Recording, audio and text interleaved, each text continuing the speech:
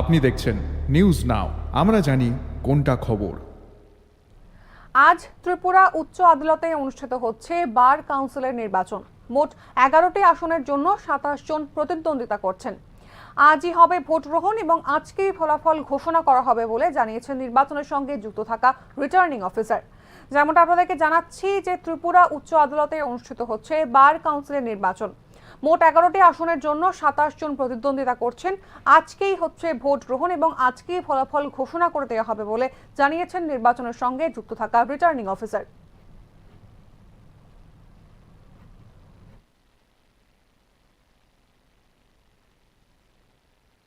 পঁচিশ এবং 25-26 নির্বাচন আজ 10ই আগস্ট অনুষ্ঠিত হচ্ছে। আমাদের মোট ভোটার সংখ্যা হচ্ছে 217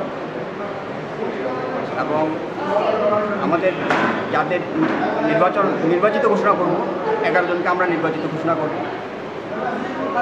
তার মধ্যে রয়েছে president, vice president, secretary, assistant secretary, treasurer এবং 6 জন মেম্বার যারা এক্সিকিউটিভ কমিটির মেম্বার থাকবে। আমরা 4টে বুথে আমরা ভোট গণনা করছি।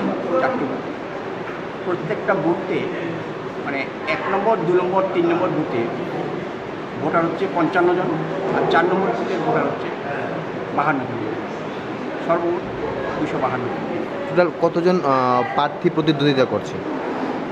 আমাদের এই 11টা পোস্টের জন্যে আমাদের প্রতিযোগিতা হচ্ছে 27 জন।